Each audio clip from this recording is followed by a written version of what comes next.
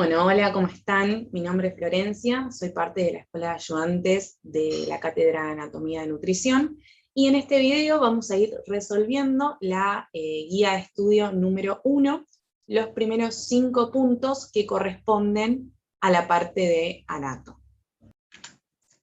Bueno, el primer punto nos hablaba de la posición anatómica de referencia. Esta permite realizar descripciones anatómicas independientemente de la posición en la que se encuentre el sujeto en estudio. Es importante que se la acuerden, esta posición, porque a partir de ahora todas las descripciones de las diferentes estructuras que hagamos se van a hacer teniendo en cuenta esta posición anatómica. Entonces, yo acá le puse cómo es la posición anatómica, que dice cuerpo humano de pie, erguido, con la mirada al frente, los miembros superiores a ambos lados del tronco, con las palmas de la mano hacia adelante, y los miembros inferiores juntos, con los pies paralelos y sus dedos hacia adelante. Esta es la definición, y la posición es así. Yo esta definición la saqué del libro Pro. Así que acuérdensela, porque la vamos a empezar a usar, y nos va a servir para resolver el punto que sigue. Bien, este punto 2 nos pedía que identifiquemos las estructuras que se encuentran en posición anatómica. Entonces yo acá al costadito les puse dos sujetos en posición anatómica. Entonces vamos a ir comparando las dos imágenes. En la imagen A tenemos, bueno, un brazo, antebrazo y mano, con la palma de la mano hacia adelante. Que si comparamos con la posición anatómica, vemos que sí, esta imagen A está en posición anatómica. Con respecto a la imagen B, habíamos dicho que la posición anatómica de los pies eran juntos, paralelos, con los dedos hacia adelante. Si vemos la imagen B, vemos que los pies están orientados en cualquier dirección y que están separados. Así que no, la imagen B no está en posición anatómica. Con respecto a la imagen C, sabemos que la posición anatómica es con la cabeza mirando hacia el frente, y acá vemos que está mirando hacia abajo, así que la imagen C tampoco está en posición anatómica. Bueno, con respecto a la imagen D, tenemos el húmero.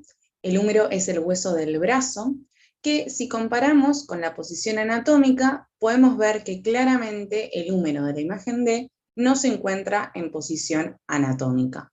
Respecto a la escápula es un hueso que se encuentra en la espalda, apoyado sobre las primeras 7 costillas, ¿sí? Es un hueso posterior, y si nosotros vemos al sujeto en posición anatómica, lo vemos desde atrás, vamos a ver que podemos identificar este accidente óseo, que es la espina de la escápula, que es posterior.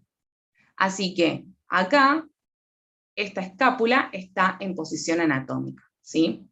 Fíjense que está igual a esta. Así que sí, la escápula está en posición anatómica. Después, con respecto al fémur, la última imagen, vamos a tener la cabeza del fémur, que está orientada hacia medial, se va a articular con el hueso de la cadera, y después vamos a tener la cara rotuliana, o cara anterior, que se va a articular con la rótula, con la rodilla. Eso así se debería encontrar en posición anatómica. Y si vemos la imagen D, vemos que sí, la cabeza está orientada hacia medial, y acá tenemos la cara rotuliana, ¿sí? Así que la imagen D está en posición anatómica. Bien, esto era el punto 2. Ahora, con respecto al punto 3, nos pedía que teniendo en cuenta la posición anatómica y los términos de situación y dirección, completemos las siguientes oraciones. Bien, para eso tenemos que tener en cuenta estos términos de situación y dirección, ¿sí? Que vamos a empezar a utilizar a partir de ahora. Estos términos de situación y dirección permiten definir la situación relativa entre las estructuras anatómicas. Entonces, por ejemplo, superior lo voy a utilizar cuando me quiero referir a una estructura que está ubicada por arriba.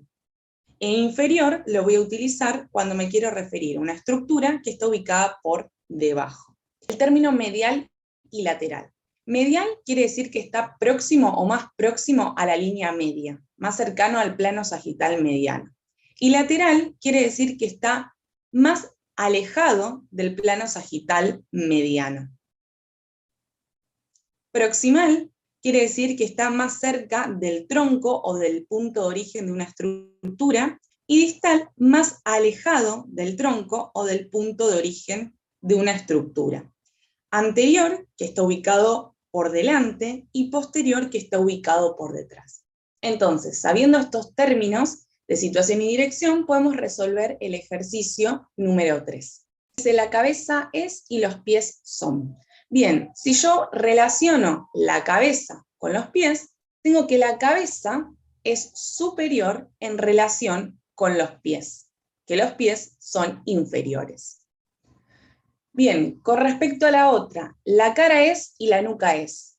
Si yo relaciono la cara con la cara se encuentra en posición anterior y la nuca en posición posterior.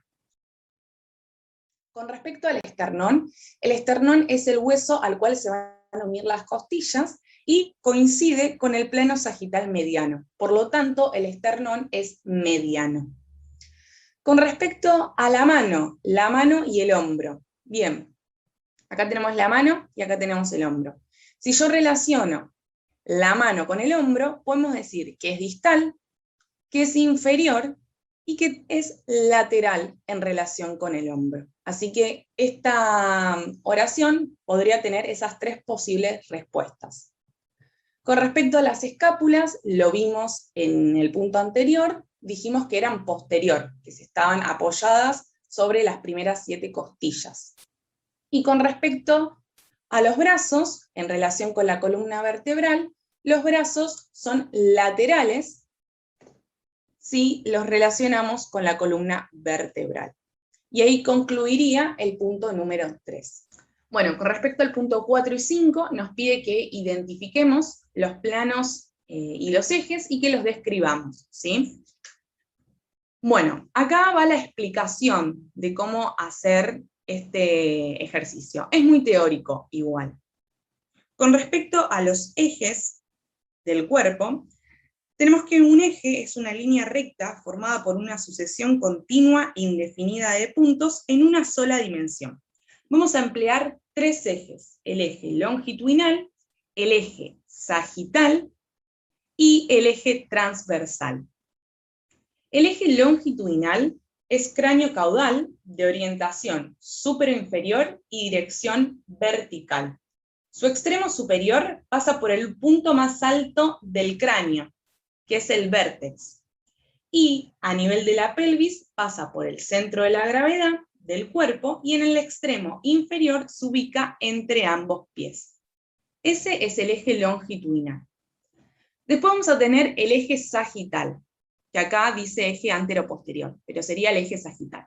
Este eje sagital es ventrodorsal de orientación antero-posterior y dirección horizontal, ¿sí? Bien. Y con respecto al eje transversal, el eje transversal es lateral de dirección horizontal y está dispuesto de lado a lado del cuerpo, ¿sí? Eso con respecto a los ejes, que es lo que tenían que completar en el punto 4.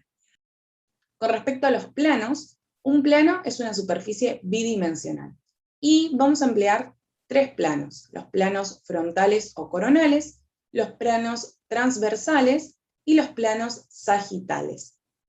El plano frontal está dispuesto verticalmente y de lado a lado. Divide al cuerpo en una porción anterior y una porción posterior, ¿sí?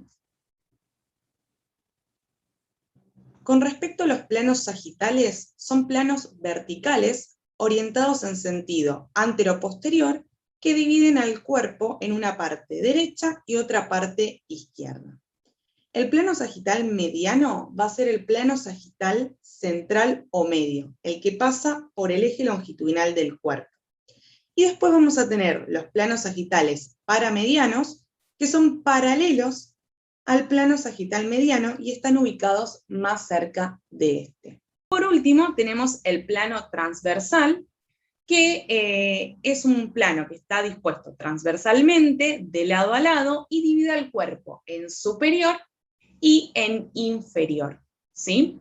Entonces, con esta explicación de planos y ejes, quedaría resuelto el punto 4 y 5 de la guía. Bueno, y cualquier consulta la pueden poner en el foro que vamos a estar respondiendo y espero que les haya servido. Muchas gracias.